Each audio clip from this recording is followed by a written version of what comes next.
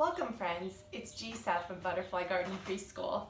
Today we're going to read a story about a young girl in elementary school who does a very brave thing.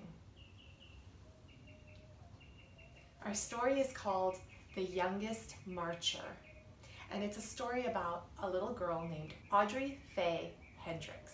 It's written by Cynthia Levinson and Vanessa Brantley Newton. Whenever Mike flew into town, Audrey and her mama cooked barbecue ribs, stewed greens, sweet potato souffle, and Audrey's favorite, hot rolls baptized in butter.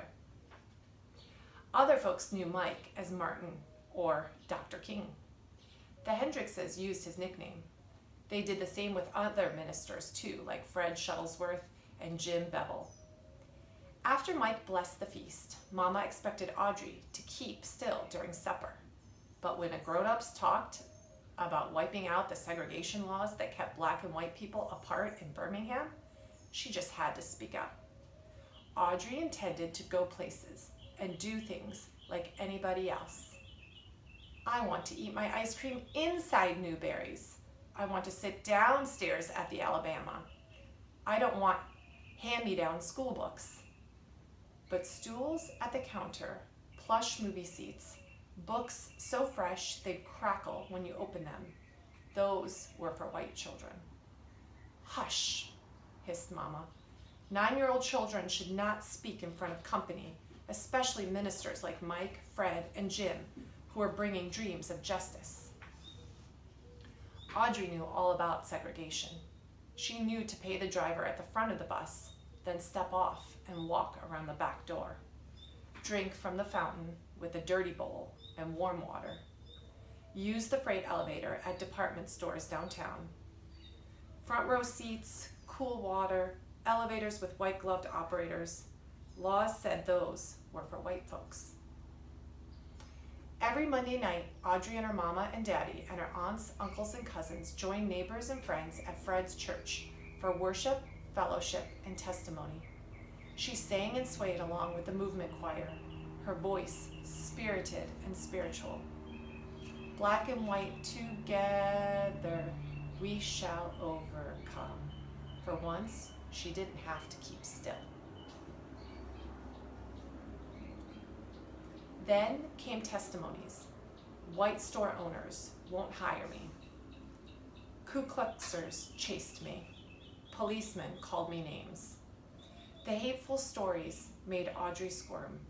She tried to tell her mama, that's not right. Shh! How could Mama expect her to hush? She had to make things right. But what could she do? When Mike visited Fred's church, thousands of people crowded around her to hear him preach.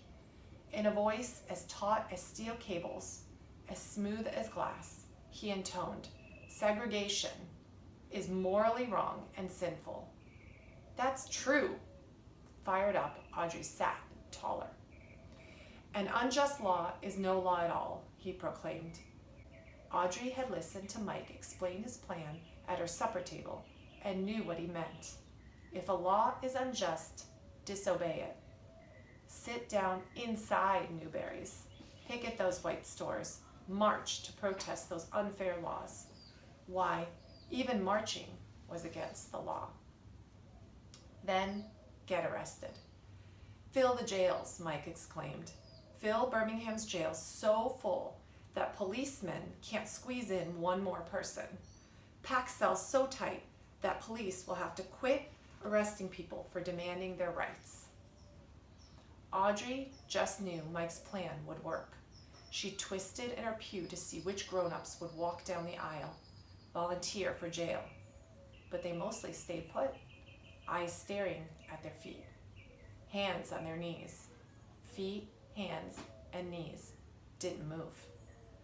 Fill the jails, Mike pleaded, meeting after meeting. But heads shook. All around her, Audrey heard, no, best not to break those segregation laws.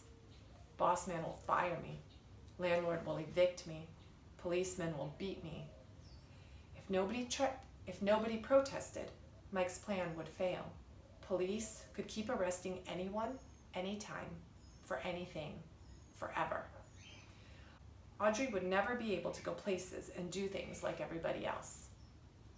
One night, Jim announced a new idea. If grown-ups won't do it, fill the jails with children. Audrey leaped to her feet. "I want to go to jail," she declared. Mama looked deep and saw that Audrey's eyes begged. "Please?" "Okay," Mama said. Audrey strutted down that aisle. She was going to jail. 2 mornings later, she put on a fresh pinafore and shiny Mary Janes with turned-down socks. Protesters got to look nice. In the meantime, her daddy bought her a game to help her pass the time in jail.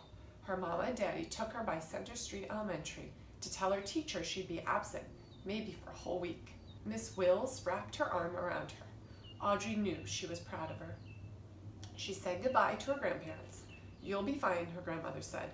She knew Audrey would be brave. So did Audrey. Then her mama and daddy drove her to 6th Street Baptist Church, where the children were gathering. Even before she reached the door, Audrey heard loud voices chanting freedom songs. Inside, hundreds of big kids called out to friends and crowded around signs for their high schools. Parker, Carver. Her head swiveled. Where was the sign for Center Street Elementary? She was the only protester from her school, the youngest child in the whole church, and she knew no one.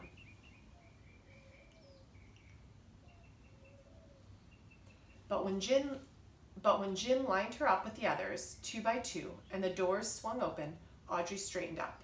She was going to break a law and go to jail to help make things right.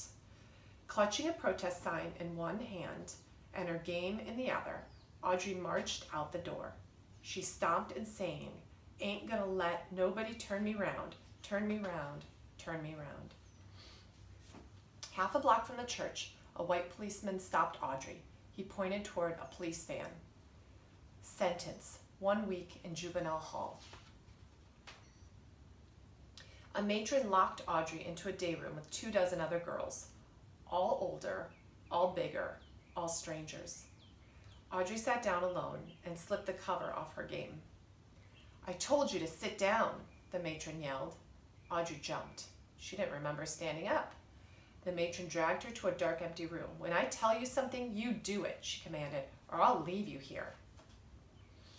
Trembling, Audrey quietly followed the matron back to the day room, put away her game, lay down her head, and cried. Jail was harder than she thought. She wasn't fine after all. By evening, Audrey was hungry and tired. For dinner, soupy, oily, tasteless grits. At night, a bare mattress with one thin sheet for a cover. Audrey and her cellmates were let outdoors into an empty concrete pen surrounded by high prison walls. The older girls talked together. Audrey wondered what her classmates were doing. Miss Wills would be keeping them busy. On another day, Audrey was sent to a huge room and told to sit in a chair that was so high her feet dangled above the floor. 4 white men glared at her. She'd never talked to a white man before. "Are you against America?" One demanded to know. "No, sir," she answered politely. "What do you talk about at those meetings?" another asked.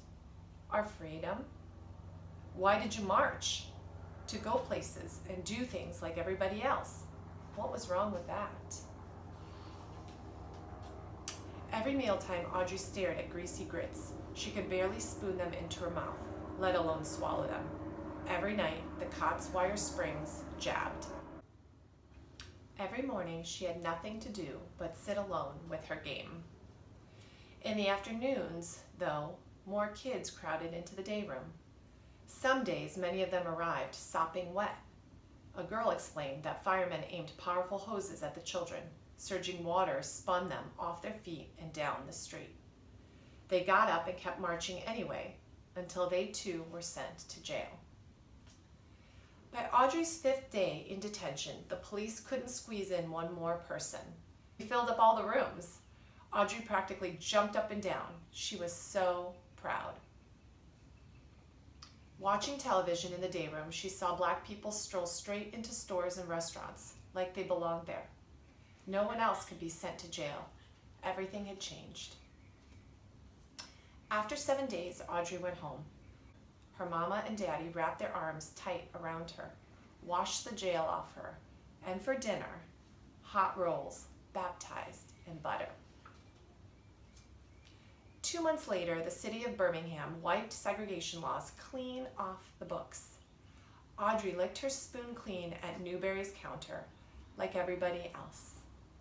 Black and white together, like we belong.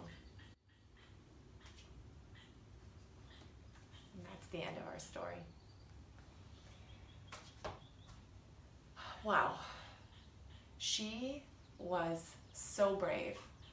I cannot imagine being 9 years old and not being at home with my mom and dad and being in a jail cell where nobody talked to you and you got bad food and you had to sleep on a hard bed. And for part of the time, she even was isolated by herself. I just can't imagine going through that as an adult, and she went through that as a 9-year-old. That kind of bravery and courage is beyond what I can comprehend for a little kiddo.